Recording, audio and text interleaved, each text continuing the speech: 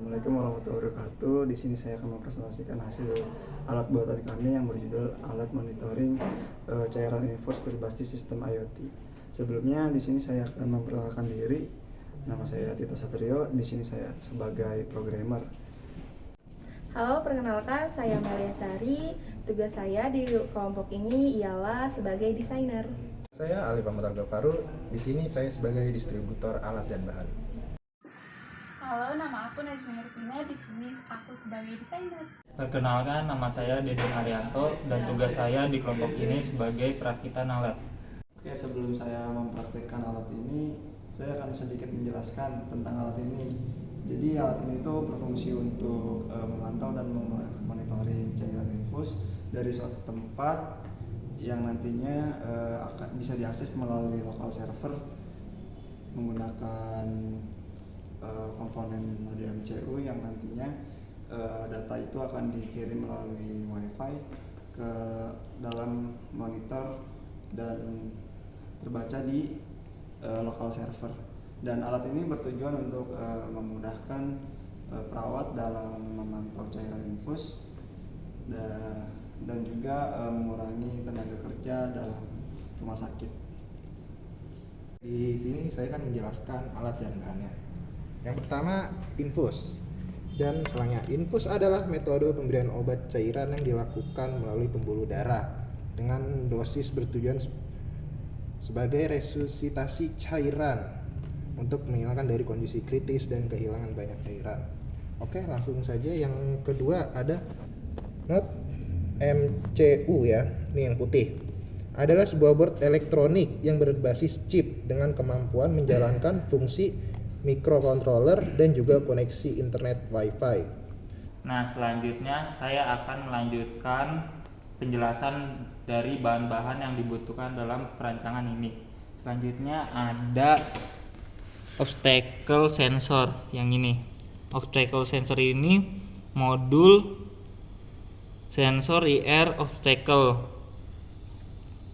avoidance merupakan sebuah modul yang terdiri dari chip operator LM393 yang stabil serta inframerah dan fotodioda yang berfungsi sebagai pendeteksi halangan atau objek di depannya. Sensor inframerah ini menggunakan prinsip pantulan cahaya infrared sebagai penentu nilainya. Ketika modul sensor mendeteksi sebuah halangan atau objek di depan sensor, maka akan diperoleh pantulan cahaya dengan intensitas yang diatur sensitivitasnya.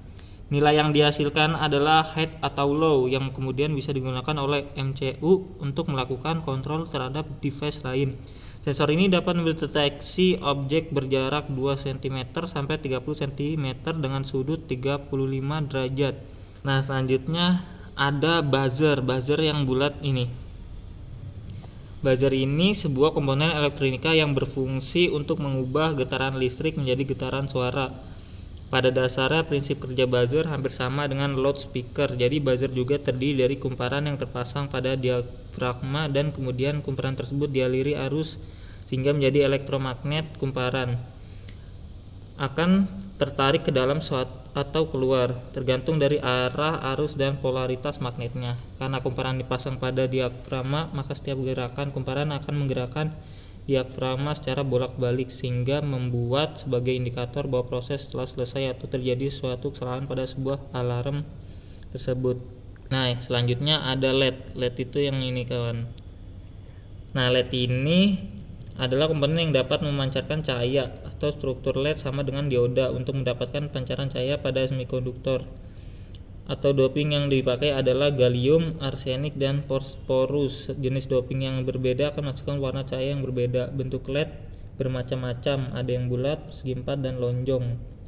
Nah, LED dioda ini dapat memancarkan cahaya pada saat mendapatkan arus bias maju atau forward bias. LED merupakan salah satu jenis dioda sehingga hanya akan mengalirkan arus listrik satu arah saja.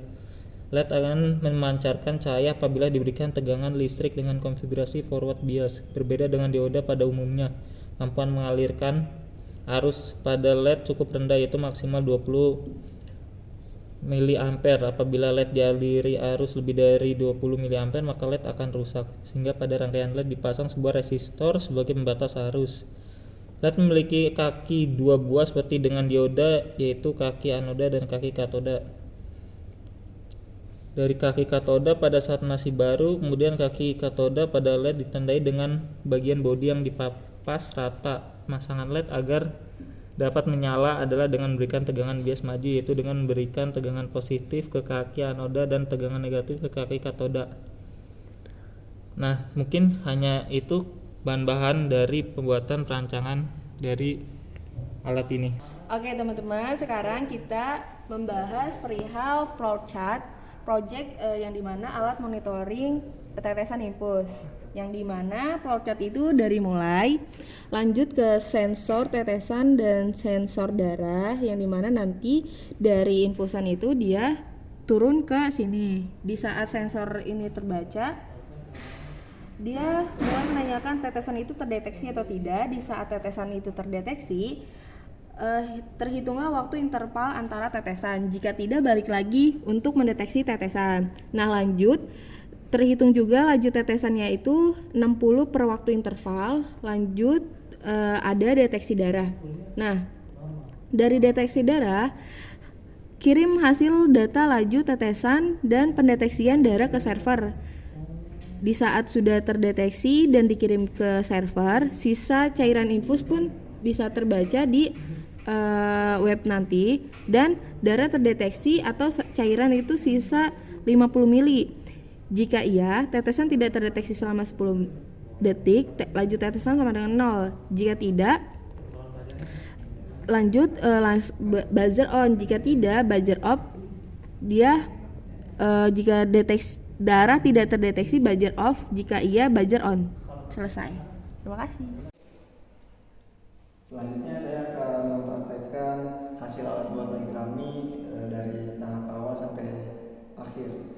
Jadi pertama-tama alat ini kita pasangkan ke infus tabungnya, lalu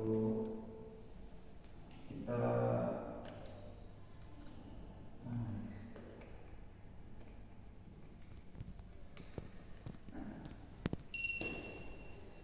tunggu sampai alatnya nyambung ke wifi. Ketika alat ini sudah nyambung ke wifi, lalu suster akan mendata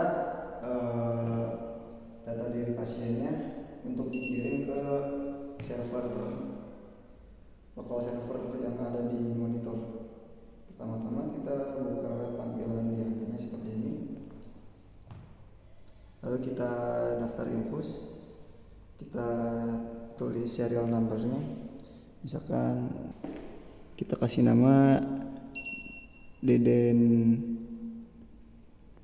Arianto, umurnya 21, ruangannya misalkan lantai 7 ruang 49, faktor tetesnya 20 mili, volume botolnya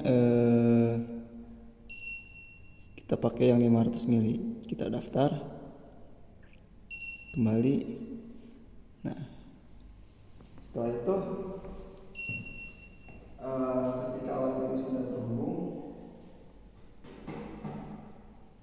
maka yang tadi sudah didaftarkan akan tampil di tampilan monitor ini atas nama Deden Arianto, umur 21, lantai 7 ruang 49, dan ini sisa tetesannya dan yang lainnya. Setelah itu alat ini kita coba kasih tetesan. Oke, setelah tetesannya terdeteksi oleh sensor, maka tampilan di monitornya di sini kita lihat, misalkan di sini kecepatan tetesannya yaitu 300 tetes per menit. Jadi dalam waktu 308 ini nih per menit itu, jadi 1 menit itu dia terdapat 491 tetesan, tergantung dari setelan tetesannya. Karena ini saya buka terlalu lebar, jadi tetesannya terlalu cepat, maka saya akan coba untuk kurangin lagi.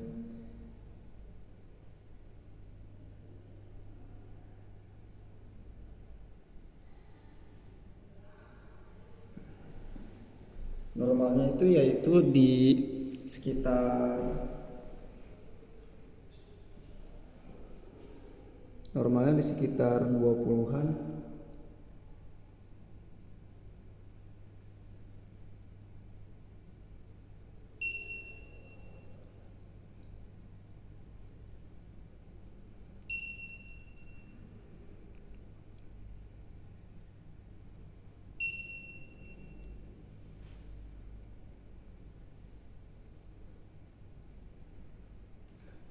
Di bawah 20 tetesan per menit, sekitar segitu. Nah, jadi selanjutnya di sini juga ada sensor untuk darah ya. Saya akan ambil contoh. Ketika dia mendeteksi ada darah lewat di situ, maka di tampilan monitor sana ya di situ menampilkan darah naik ya. Ketika darah tidak naik, maka dia akan berubah menjadi tidak. Dan alat ini nantinya akan dipasangkan di ujung sini.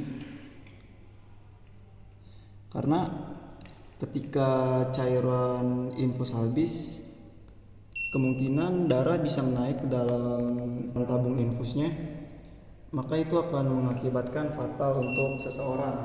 Jadi saya membuat alat ini untuk menghindari resiko